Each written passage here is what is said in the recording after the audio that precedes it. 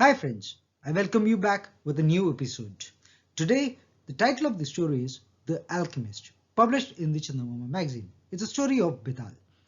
Resolutely, Vikram went back to the tree, took down the corpse, threw it across his shoulder, and began to march towards the burial ground.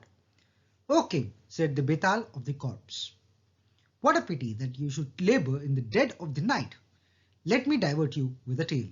He narrated the following tale. At one time, King Suketu ruled over the Marala country. He was a man of great valor and little wealth.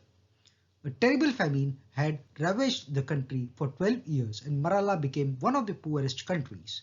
The famine killed off a great part of the population and many people left the land in search of food. The country suffered in every way. To this land came a very aged alchemist, Vishwakarma by name. He saw the king and said, "O king, I have devoted my entire life to alchemy. If you can support me for a year, I shall be able to make gold in any quantity." King Suketu thought that this was a great opportunity to make the kingdom rich. He had only to maintain the old man for a year and there would be plenty of gold at his disposal. The country would prosper again.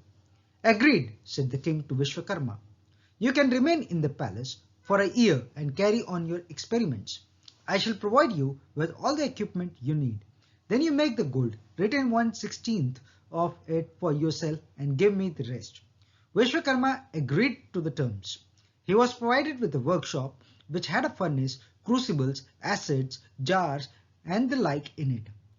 He was also supplied with quantities of several base metals. The old man stayed in the workshop day in, day out, doing experiments to turn the baser metals into gold. Weeks and months passed.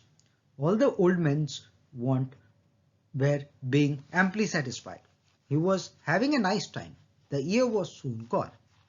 The king sent for the alchemist and asked him if he had succeeded in his experiments. "O king," said the old man, "I am still experimenting. In another 6 months I shall be able to manufacture as much gold as you want." The king was sorely disappointed. "You lied to me," he said, "when you told me that you would be making gold in a year, but I shall pardon you this time. If you fail to make gold at the end of 6 months, your head shall be nailed to the fort wall. I hoped that you would provide me with gold enough to make the country rich. Then I thought I would collect a huge army and conquer the neighboring lands and become a great king. You have frustrated all my plans. Mind you, I am not going to pardon you a second time." Vishwakarma did not know what to do. He could not make even a particle of gold, though he had devoted all his life to acquire that art. In order to keep himself alive, he had to lie to various persons. Now, he was very old. When he had asked for a year's time, he had hoped that he would be dead before the end of the year, but death avoided him. He could not bring himself to commit suicide. He had obtained another 6 months of comfort, but he did not know what he was going to do after that. Vishwakarma contemplated fight, but the king was having him guarded well.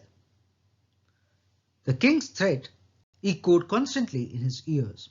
It looked as though he was destined to die an unnatural death. The 6 months were over.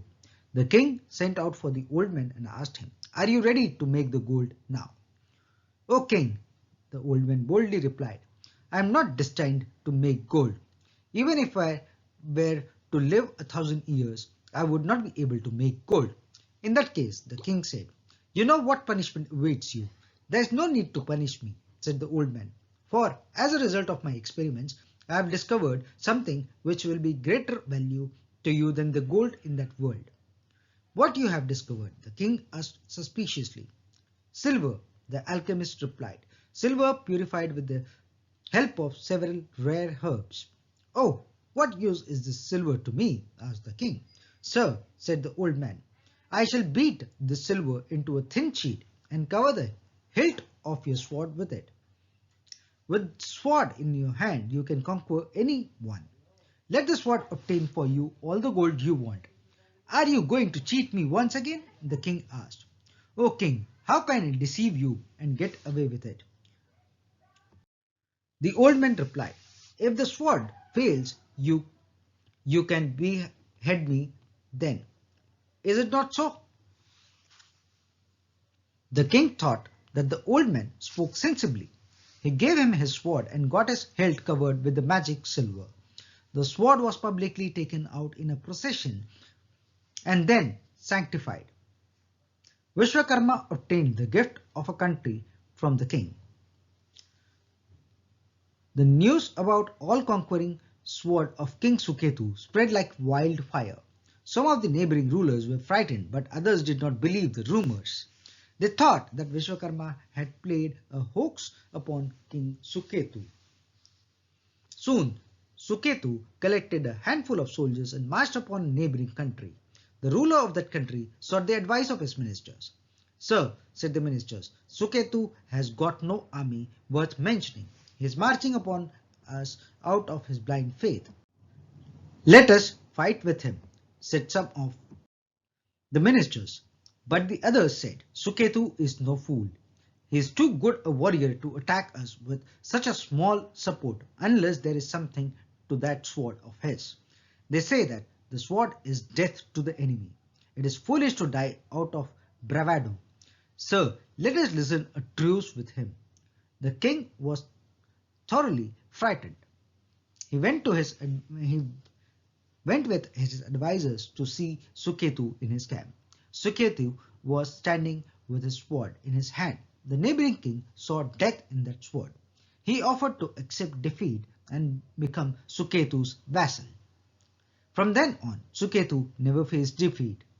Even when some of the kings stood bravely against Suketu, their rank and file soldiers became panicky when they saw Suketu's sword and ran off from the field, making it easy for Suketu to get at his enemy and put him to death with his sword.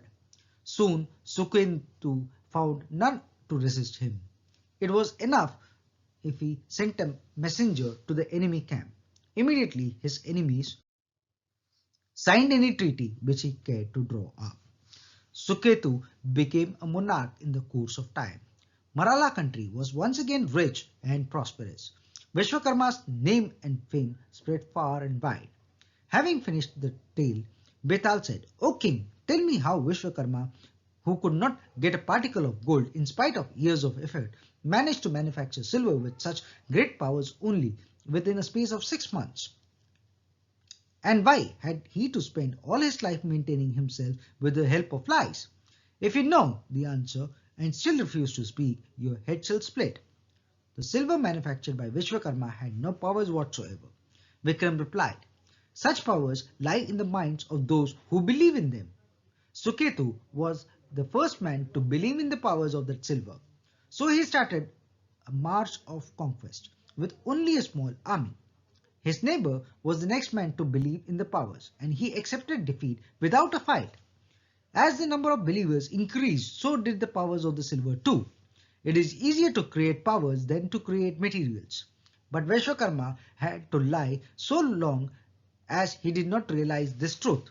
In the face of death, he realized this truth and prospered. As a matter of fact, this was the alchemy that he mastered in his old age." The king's silence thus broken, the Betal disappeared with the corpse and went back to the tree.